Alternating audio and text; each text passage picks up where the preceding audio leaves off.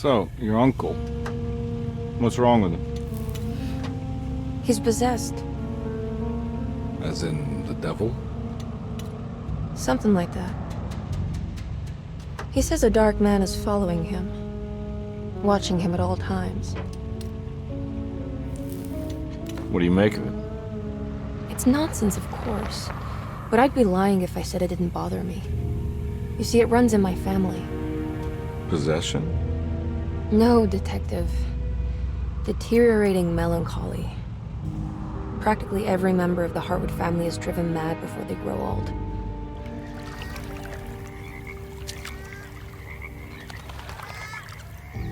But Jeremy didn't kill himself. Is that why he's at your setup? Despite being convinced that he is truly possessed, he decided to put his last chips on Dr. Gray and his psychoanalysis, figuring he might stumble upon some cure.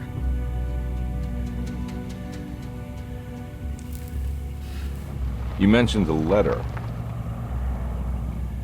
I received a disturbing letter from Jeremy accusing the staff and all the other patients of being involved in some cult. And now they are also out to get him. Could it be real? Or is it all just in his head? It's a story he tells himself, Mr. Carnby. Anything to avoid the truth. Which is? That we're all terribly insignificant.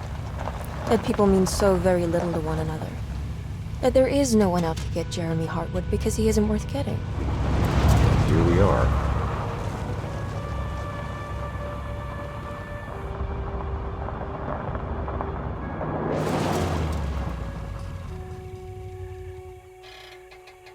My uncle's not well, Mr. Carnby. I want to make sure he's all right. Then what's my part in this? You couldn't get a cab? I just wouldn't feel safe going alone.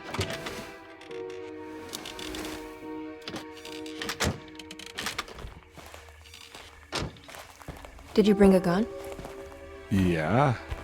You think it'll actually come to that? No. But you might need to wave it around depending on how agreeable the staff will be. What exactly are we gonna do when we find Jeremy? I don't know. Let's just find him first.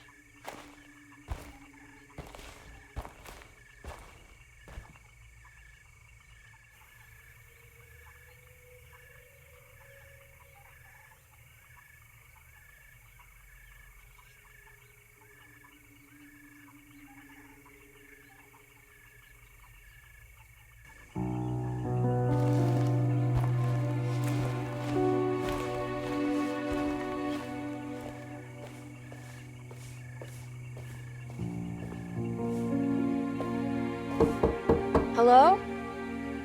Hello? Looks abandoned. It can't be. There has to be someone around.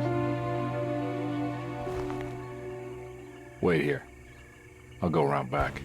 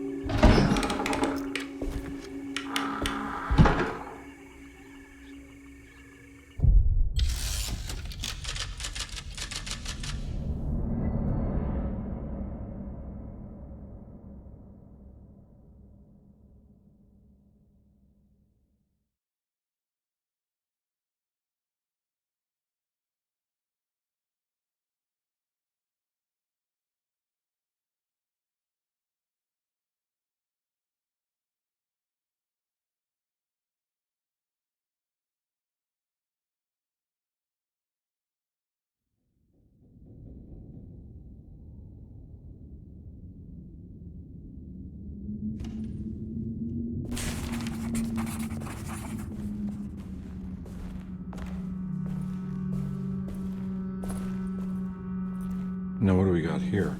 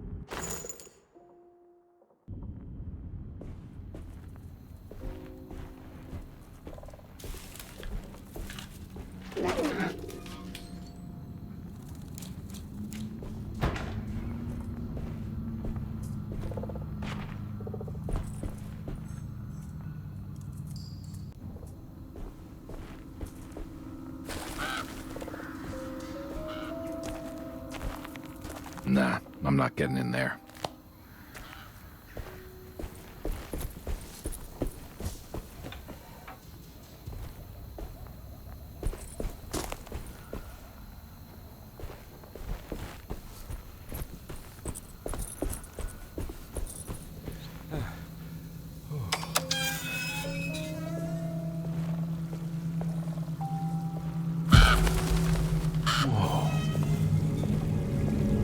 That's one big tree defends like a conservatory.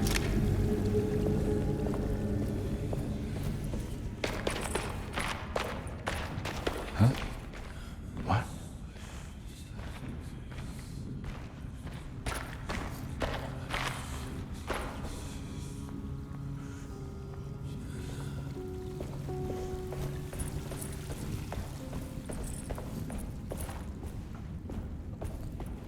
I need the key.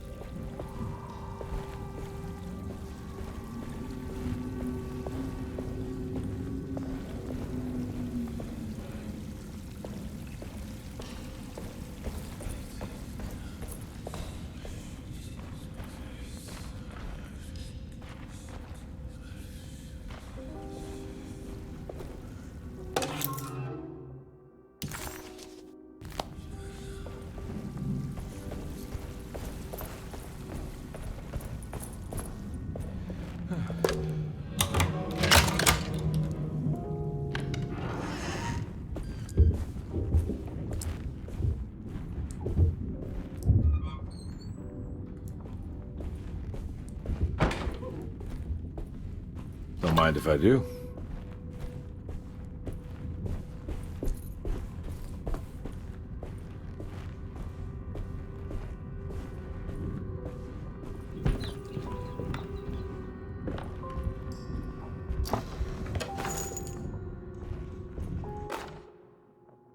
Every day your silence weighs a little heavier. It's been a difficult year for everyone, and many have lost all hope. I read in the papers about people suffering. Pictures of dust-covered landscapes without a drop of water. I wish I knew if you were still tending the earth or if you had turned your back against us. I have started to look for help elsewhere. I pray you will tell me if I am going down a path that you find disagreeable.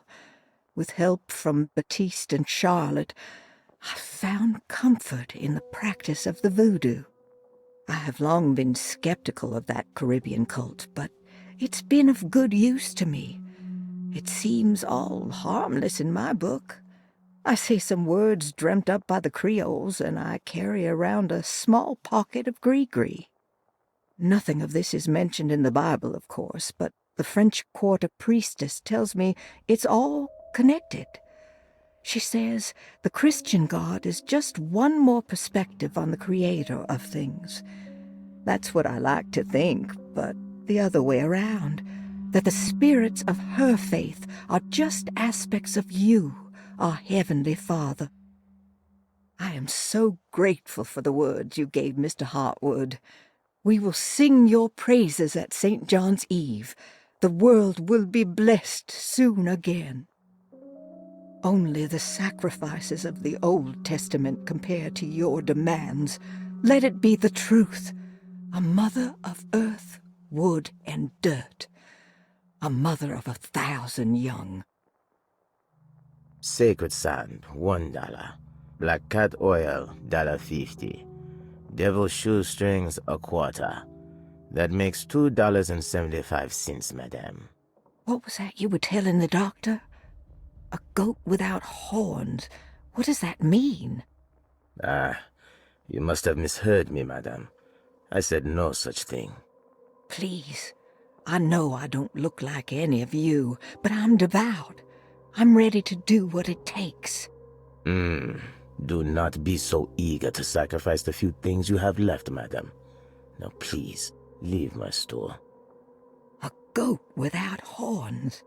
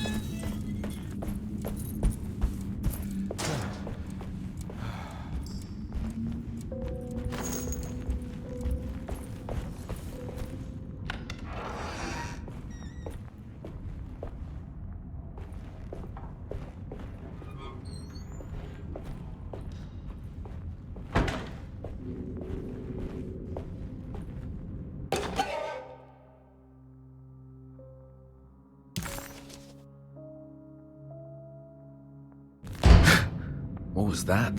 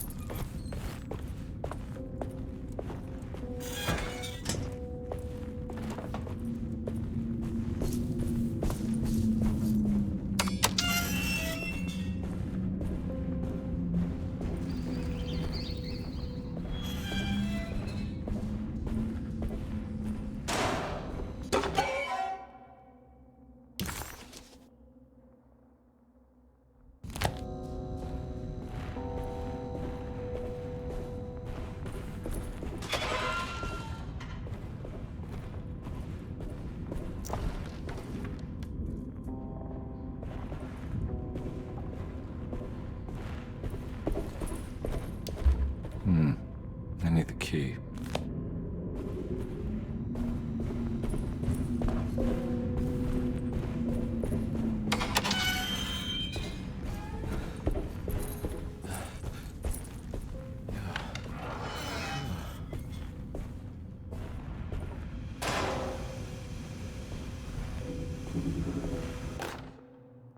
Please do not touch the boiler. It is working after all. While the sabotage has caused a leak, only the decorative plate has been completely ruined. Let's wait for Mr. Chance to turn up and he can take a look at the leak. Mr. Waits.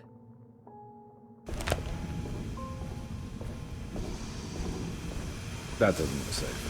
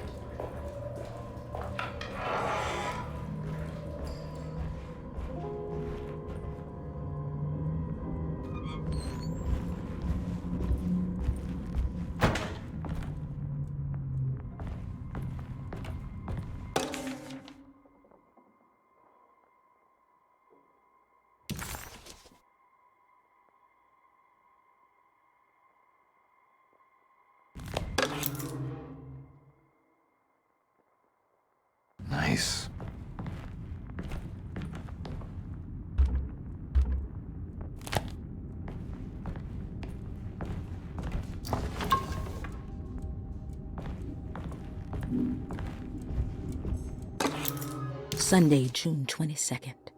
I spent all day looking for Jeremy. I should have cared for the others, but I'm scared that he will do something irreversible.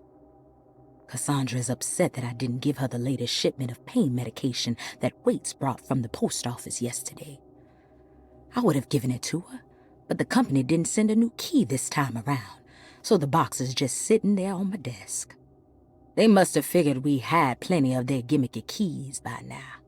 I only remember seeing one lately. Grace was playing with it inside the grand parlor. Unless it turns up by itself, it will have to wait. I have to figure out where Jeremy is. I think Jack knew something. That dog of his found a strange rot permeating the house. She's showing us, he said. Like those blots and streaks of fetid rot was talking to him.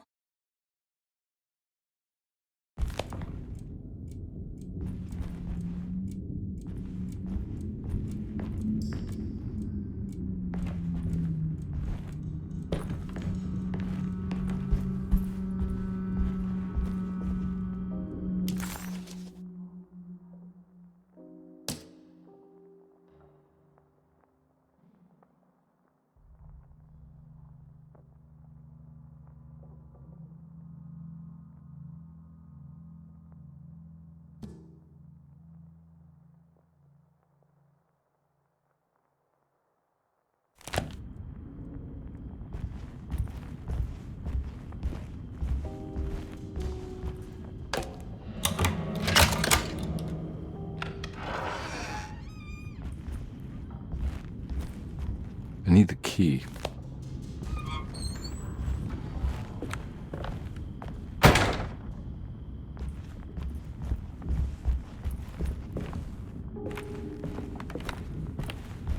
It's wedged shut.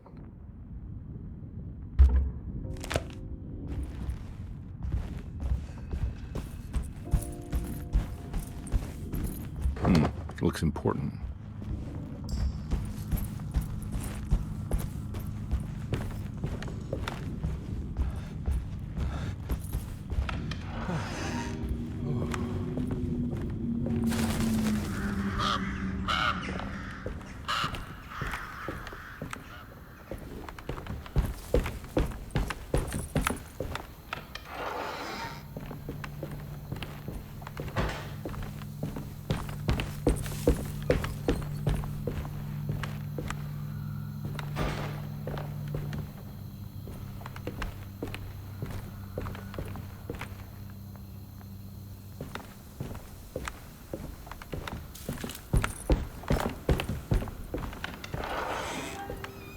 Oh.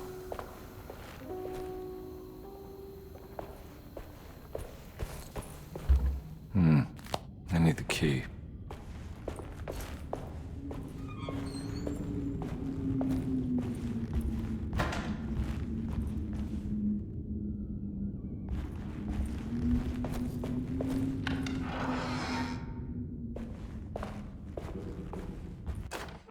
The Great Depression.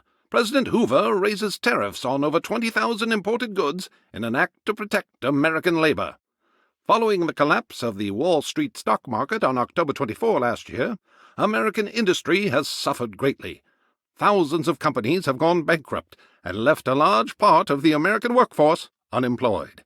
In an attempt to turn the tide, the Smoot-Hawley Tariff Act has been signed by President Herbert Hoover. By regulating commerce with foreign countries, the government hopes to encourage the industries of the United States to compete with cheap foreign imports. Superstition on rise. New Orleans voodoo stores and spiritual mediums see increased profit during troubled times. While the market has faced hard times ever since Black Thursday of last year, voodoo doctors and snake charmers see significant rise in number of customers. With the coming Eve of St. John on the 23rd, the police expect increased cult activity around Bayou St. John, the southern shore of Lake Pontchartrain. Voodoo rituals in that area on the Eve of St. John have a long tradition reaching back to the first snake worshippers brought as slaves from West Africa. During the 19th century, its practice was popularized by the legendary Marie Laveau, and has since been embraced by many of the Creoles and the surviving aristocracy of the French Quarter. Author seeks asylum. Rumors regarding author Cassandra Beauregard making Derceto her home verified. Derceto Hospital is an old plantation building on the eastern shores of Lake Pontchartrain. While often considered an asylum for the insane, residing Dr. Elmore Lee Gray prefers to think of it as a convalescent home, a place where you can go to rest. The patient list is kept secret, but thought to include many of the black sheep of wealthy families, because at Derceto, treatment does not come for free. Local author Cassandra Beauregard has now been confirmed by her own admission. She's been lauded as a powerful Creole voice and written many successful books. Lately it was reported from Hollywood that she has finished a moving picture manuscript titled Slaughter Gulch. That film is set to hit the theaters next year.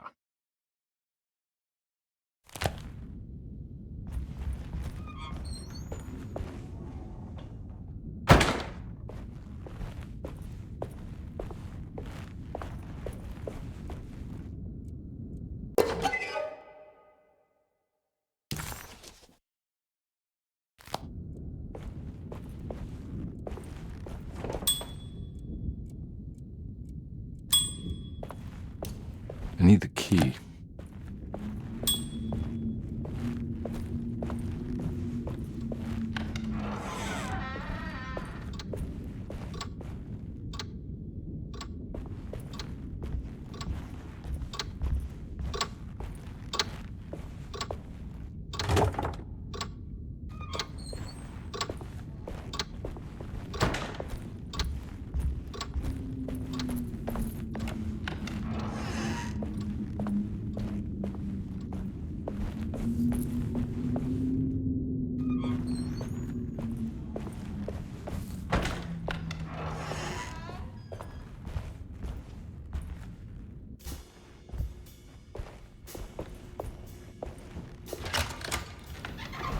Thanks. What are you doing? Who are you? Whoa, pardon me, excuse me. My name is Edward Carnby, private investigator. I hope you don't mind we let ourselves inside. I do mind. This is private property. You can't just barge in here. I'm sorry about all this, but I'm looking for my uncle. It's urgent, and no one was answering the door. We can't hear you knocking anymore. None of us can. Who is your uncle, darling? Jeremy. Am I right? She has that Heartwood glue, doesn't she? That's right. I'm Emily Hartwood. I just came to make sure my uncle is all right. Well, he is unavailable right now. You will have to come back another day. Unavailable how? Is he sleeping? We can wait. He's lost. Don't I know you from somewhere? Who's your man again, Miss Hartwood? My name's Edward Carnby, private investigator. Splendid. Enough! All of you! Get back to your rooms! McCarthy, keep your eyes on the child. And you two, please leave immediately. Look, we're not here to cause any trouble. Just let us see the old man, satisfy the curiosity of my client here, and we'll be off. Jeremy has gone missing. There's no need to worry, but it might be some time before he turns up. The whole staff is looking for him. What? He ran off? I don't have time for any of this. Please, come back tomorrow. All right, in that case, we'll just wait in his room. You don't mind, do you? It's upstairs, right? Wait, you can't. Don't worry, we'll be discreet.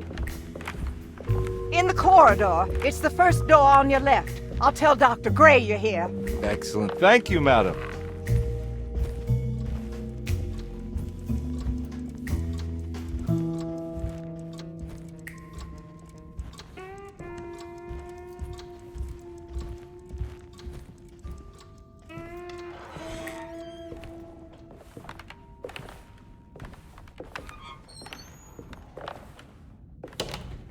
All right, here we are.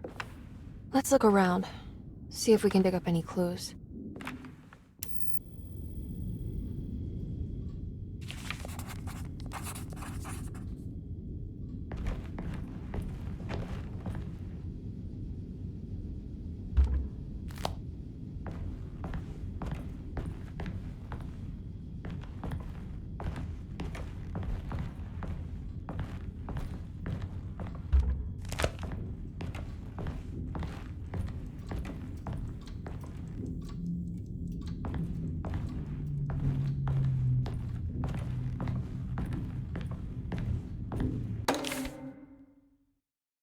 Every night the dark man stands opaque at the threshold of my room, counting the days until my spirit spills out of my tired shape.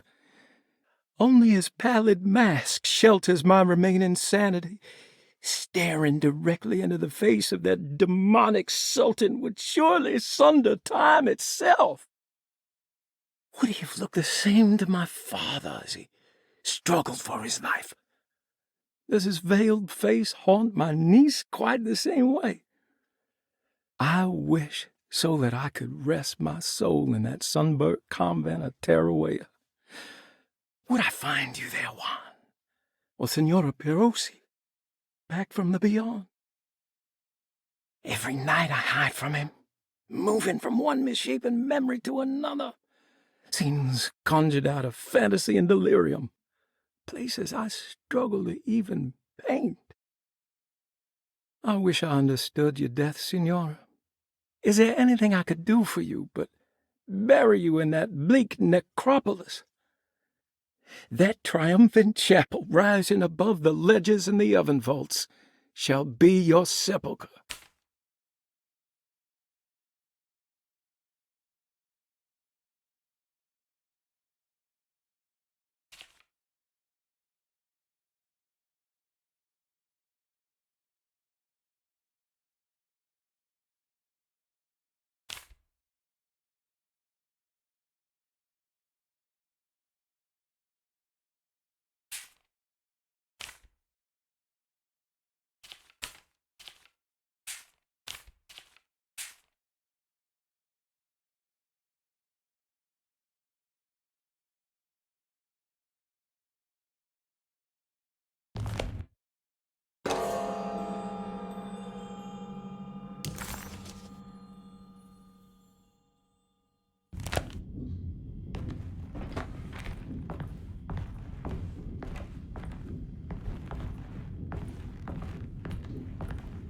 I found a book full of peculiar notes.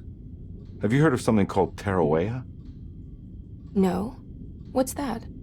I might be reading too much into this, but I think it's the place he wants to go to. Oh, okay.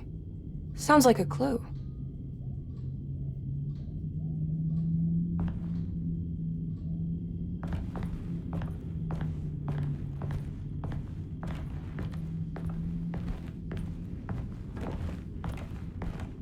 I'm not done here yet.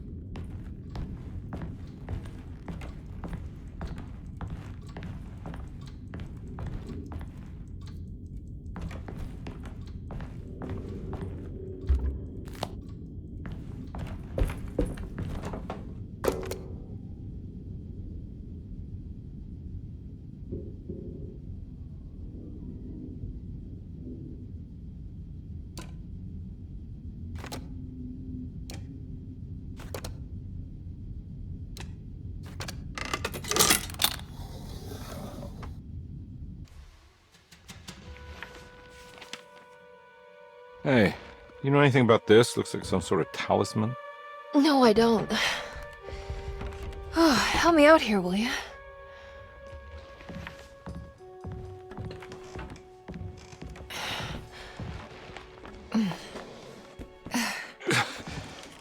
I would it kill the guy to throw some of this stuff out? I'd be crazy too if I had this much junk lying around.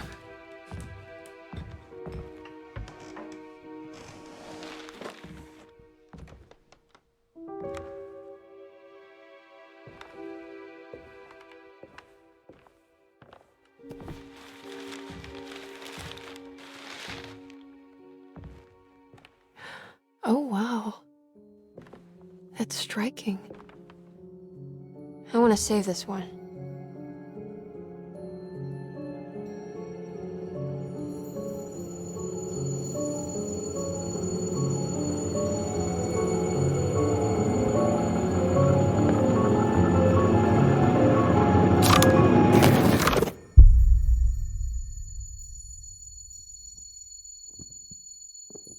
All right, come on. I want to go see Dr. Gray.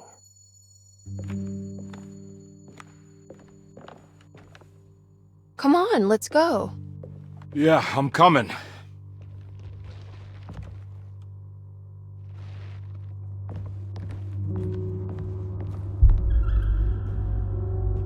Miss Hartwood.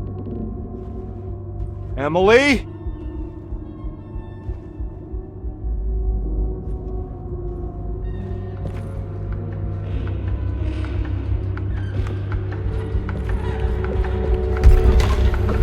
What the hell is going on? Where am I?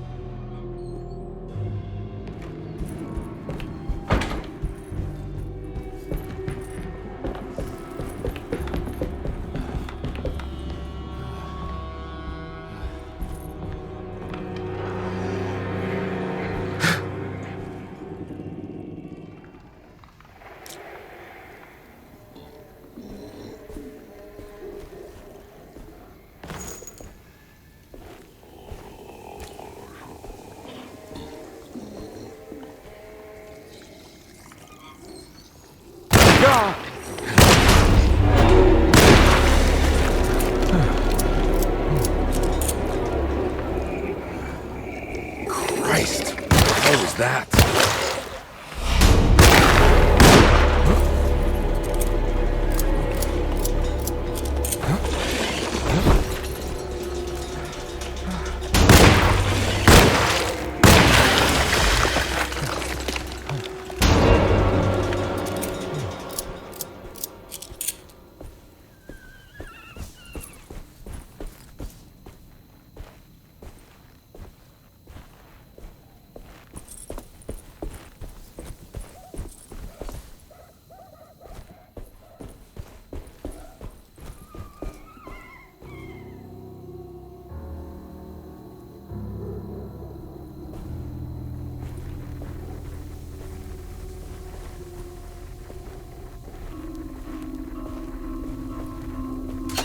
I can't go that way.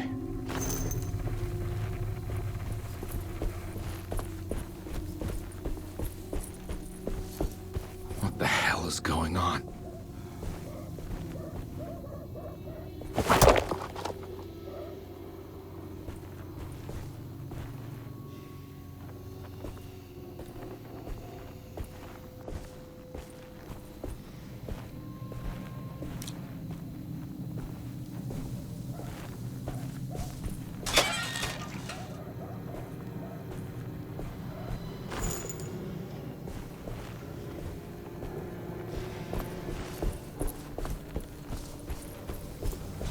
I can't go that way.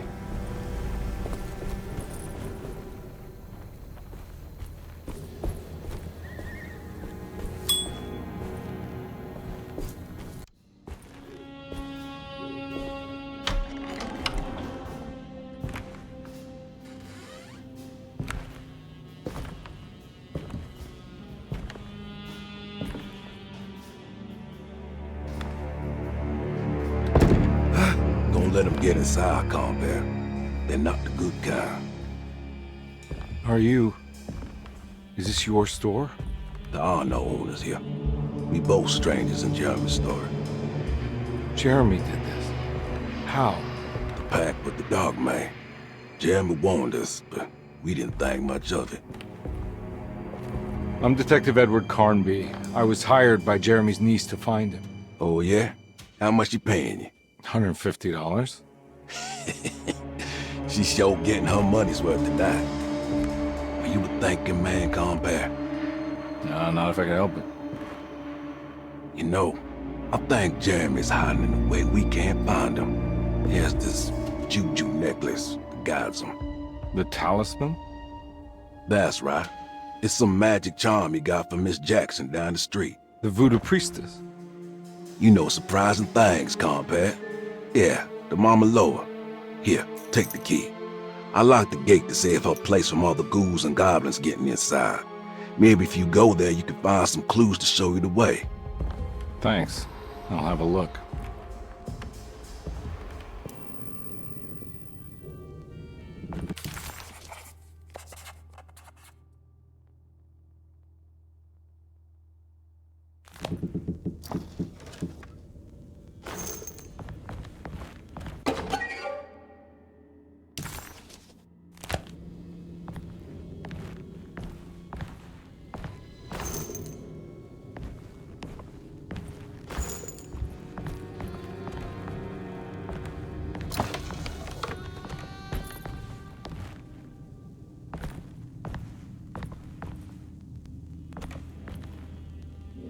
You want to come along?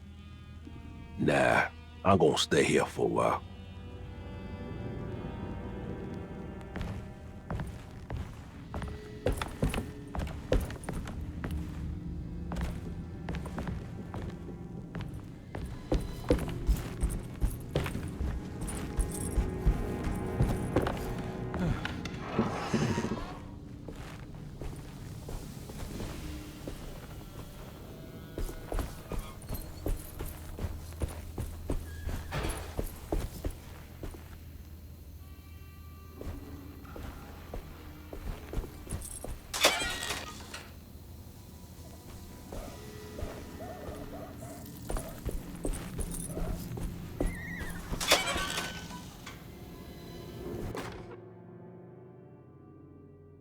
Nice.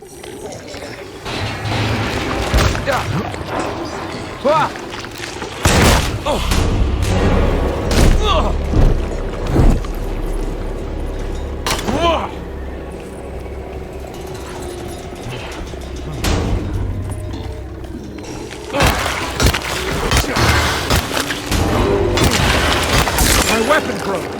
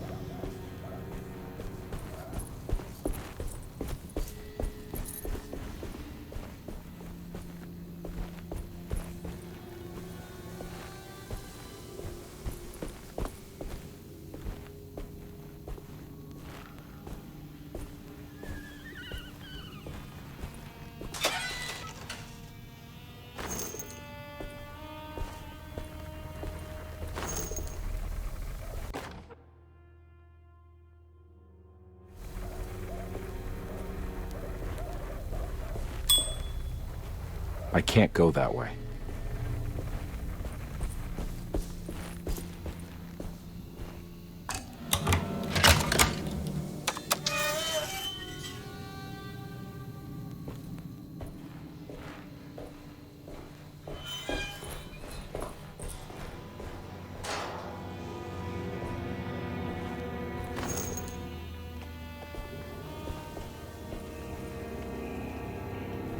Oh.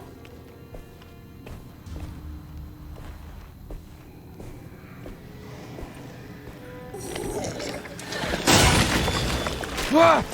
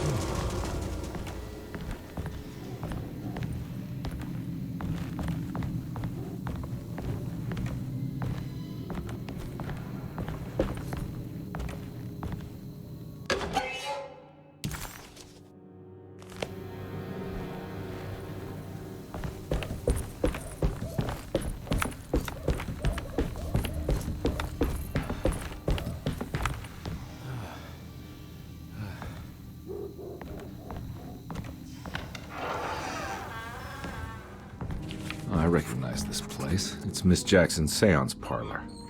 Let's see if she's got any information on Jeremy's talisman. It's the talisman, like the one in the painting.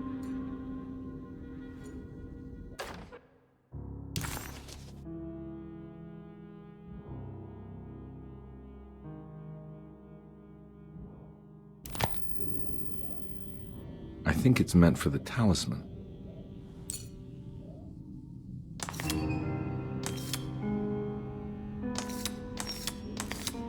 I think it needs numbers, like coordinates. Maybe there's something in Jeremy's notes.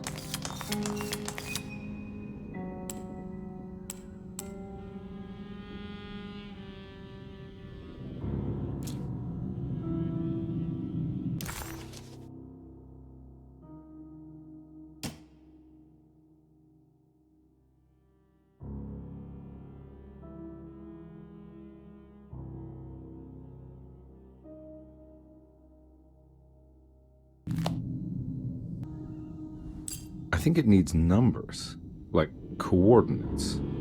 Maybe there's something in Jeremy's notes.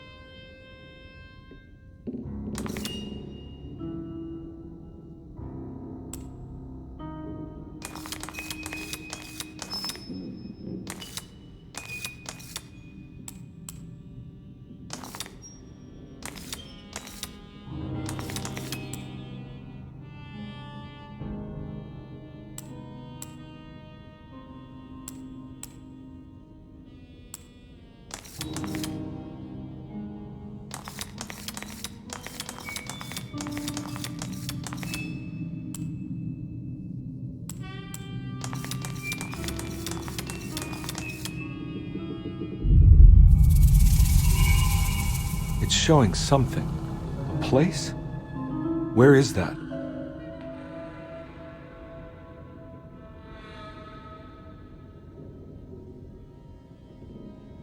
Huh.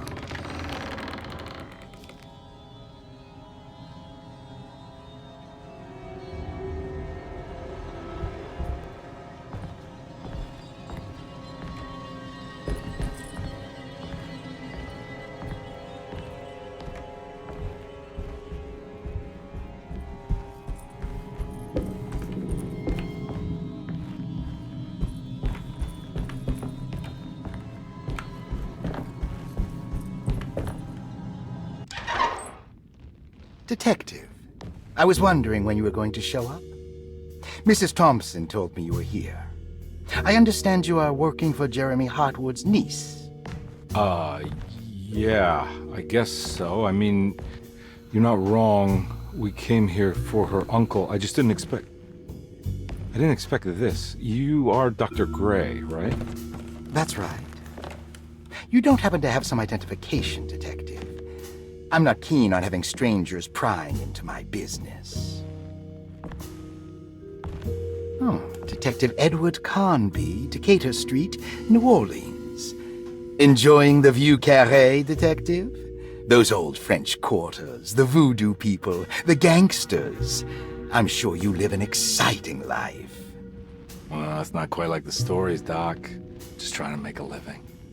Aren't we all making a living? Well, welcome to Deseto, Detective. I hope your time here will be useful. Now, what can I do for you?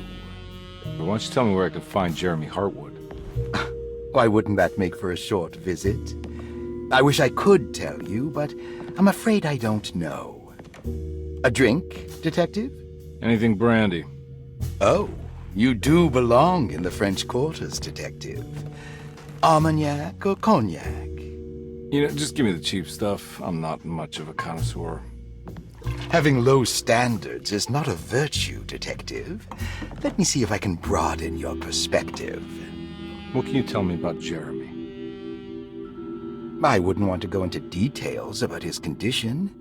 Doctor-patient confidentiality. I'm sure you understand. Sure, but he is crazy, and he's gone missing. Why?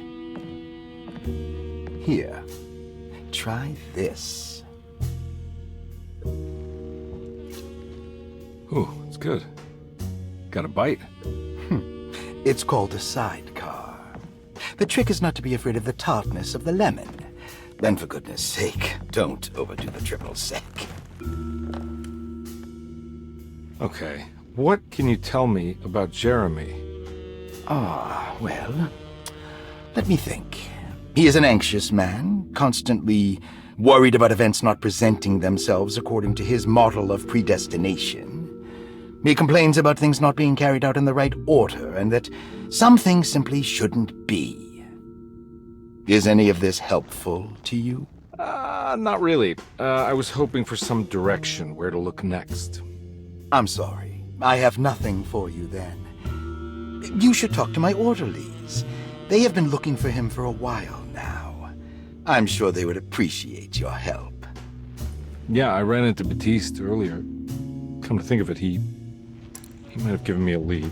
Oh, excellent. So your investigation is already underway. I'm gonna go, but I'm sure we'll meet again. Looking forward to it. Safe returns. I'm inside.